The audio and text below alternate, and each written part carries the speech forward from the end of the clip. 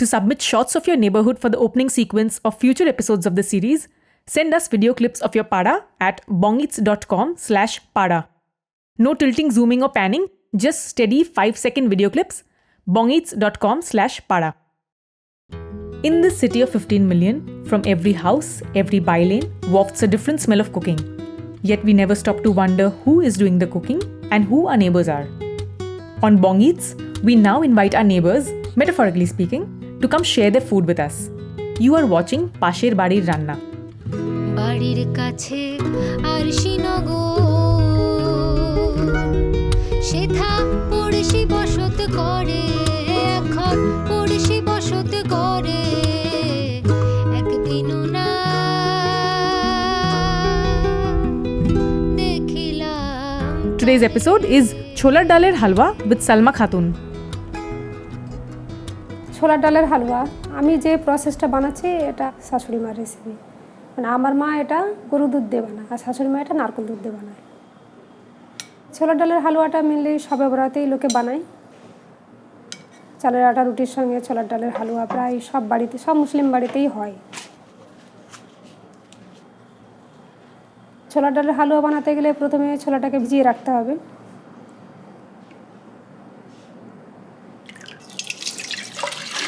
ভিজে গেলে জলটাকে ছেঁকে ফেলে দেবো, ফেলে দিয়ে এবারে ওটা সেদ্ধ করব। ছোলার ডালটা যে সেদ্ধ করব জলটা পরিমাণ মতোই দিতে হবে, যাতে আমার ছোলাটাও সেদ্ধ হবে কিন্তু জলটাও পুড়ে থাকবে না।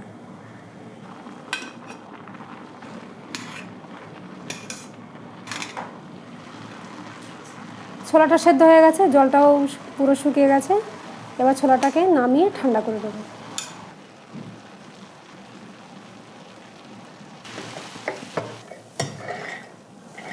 ঠান্ডা করে এটা মিক্সিতে একদম মিহি করে ওটা বেটে নিতে হবে। জল ছাড়া বাটতে হবে, একদম মিহি করে বাটতে হবে।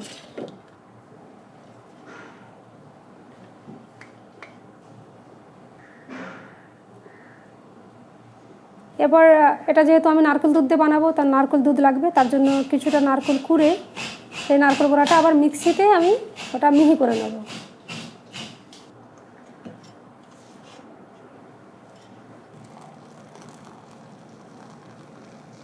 এরপর ওতে গরম জল দিয়ে, পরিমাণ মতো গরম জল দিয়ে দুধটা বের করে নেব। কাপড়টা চেপে দুধটাকে বের করে নিতে হবে। গরম আছে তাই দফায় দফায় ওটাকে চেপে চেপে যতটা দুধ বেরোনো সম্ভব বার করে নিতে হবে। এবার যেটা নারকেল যেটা বেরিয়ে যাচ্ছে ওটা চাইলে আবার একটু অল্প জল দিয়ে দুধ বের করা যায়, কিন্তু আমি সেকেন্ডের দুধটা নিচ্ছি না, প্রথমের যে ঘন দুধটা আমি ওটাই নেব। এই হালুয়াটা বানাতে আমার মোটামুটি 1 লিটার মতো নারকেল দুধ লাগবে, আর এই দুধটা বার করতে আমার 3টে মতো নারকেল লেগেছে।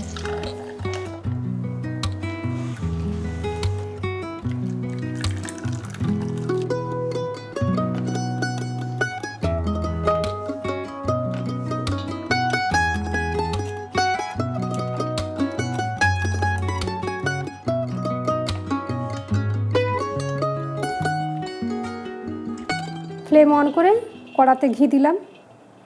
ঘিটা একটু গরম হলে ওই বাটা ছোলার ডালটা দিয়ে ভালো করে ভেজে দেবো।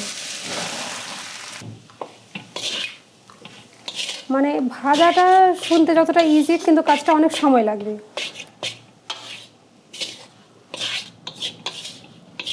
মানে প্রায় 35 থেকে 40 মিনিট সময় দিয়ে ধীরে ধীরে মিডিয়াম লো ফ্লেমে ওটাকে কন্টিনিউয়াসলি নেড়ে নেড়ে ভাজতে হবে। প্রথম দিকে ওটা একদম দলা দলা টাইপ থাকবে, ডালা থাকবে, ওগুলোকে ভেঙে ভেঙে ভালো করে নেড়ে চেড়ে ওটাকে ভাজতে হবে। আর এই ভাজার সময় সরে যাওয়া চলবে না, মানে ভাজতে ভাজতে পালিয়ে যাওয়া চলবে না, ওখানেই নিয়ে দাঁড়িয়ে থেকে করতে হবে কাজটা। ওটা হতে হতে এবার আস্তে আস্তে ওটা লাম্পগুলো ভেঙে ভেঙে আস্তে আস্তে একটু পাউডার মতো হয়ে যাবে। পাউডার হয়ে গেলেও তারপরেও ওটা ভাজতে হবে। ভেজে ওটা যখন একদম একটু ব্রাউন, হালকা ব্রাউন মতো হয়ে যাবে আর একটু ব্রেড ক্রাম্বের মতো হয়ে যাবে, প্রথমে দলা দলা, তারপরে গুঁড়ো গুঁড়ো হবে, তারপরে ওটা ব্রেড ক্রাম্বের মতো হয়ে যাবে।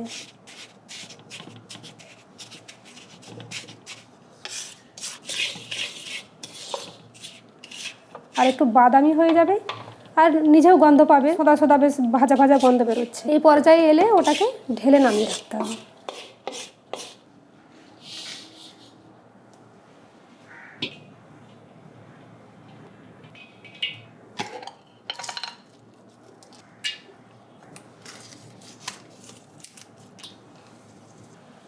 এবার ওই সেম কড়াইতেই আবার ঘি দিলাম, একটু বেশি করে ঘি দেব। ঘিটা গরম হলে ছোটো এলাচ আর তেজপাতা দেব।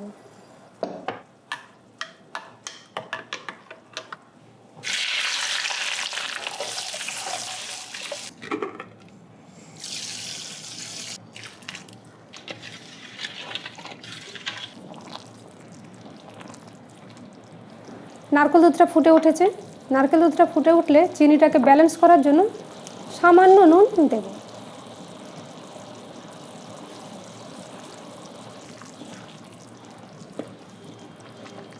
নুনটা মিশিয়ে নেওয়ার পর ভাজা ছোলার ডালটা দিয়ে দিলাম।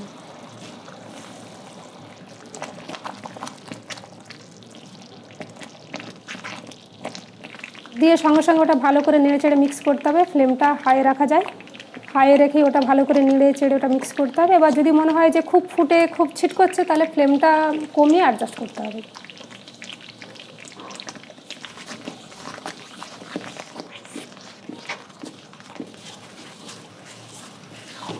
যখন এবার শুকিয়ে যাবে, আমি তেজপাতা ছোটো এলাচগুলো ওগুলো যেগুলো দিয়েছি ওগুলো সব তুলে ফেলে দেবো।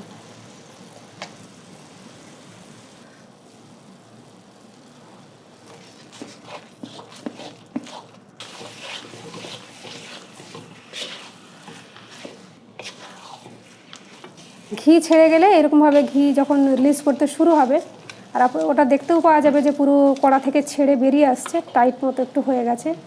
হাত দিয়ে চিপলেও ওটা বোঝা যাবে যে হাতে এরকম লেগে যাচ্ছে না জিনিসটা। এবার হালুয়াটা পাক হতে হতেই আমি একটা প্লেটে ঘি মাখিয়ে নেব।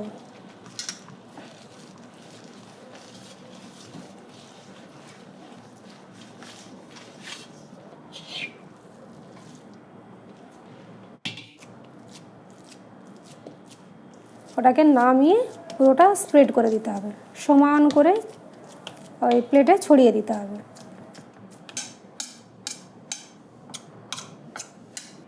দিয়ে এবারে ওই গরম অবস্থাতে বরফিটা কেটে নেব। বরফি চাইলে নিজের ইচ্ছা অনুযায়ী ওটা ছোট করা যায়, যার যেমন পছন্দ সেই সাইজের বরফি কাটতে পারে। বরফি কেটে নেওয়ার পর নিজের মতো করে সাজিয়ে নিতে হবে। আমি এটা ভাজা পিস্তা দিয়ে সাজিয়ে দিচ্ছি, কেউ চাইলে এটা কিশমিশ দিয়েও সাজিয়ে নিতে পারেন। হালুয়াটা এখন খুব গরম, এটাকে একটু ঠান্ডা হতে দেবো, রুম টেম্পারেচারে একটু ঠান্ডা হতে দেবো। এটা যেহেতু হালুয়া, এটা একটু বের করার সময় একটু তেল বেঁকে যাবে। এটা সন্দেশ বা নারকেলের তক্তির মতো ওইরকম সুন্দর শেপে এটা বের করা যাবে না, কারণ হালুয়াটা একদমই হার্ড নয়, শক্ত নয়। ছোলার ডালের হালুয়া চালের আটা রুটির সঙ্গে খেতে খুব ভালো লাগে, আর শুধু মুখেও ঘুরে ঘুরে খেতে বেশ ভালো লাগে। মানে আমরা যখন বানাই পরের দিন গিয়ে রুটি তো আর অত বেঁচে থাকছে না, বেঁচে তো থাকছে হালুয়া অনেকটাই, 3 দিন 4 দিন ধরে খাওয়া হচ্ছে। আমি চালের আটা রুটিও বং ইটসের চ্যানেলে করেছি, আপনারা চাইলে দেখে নিতে পারেন।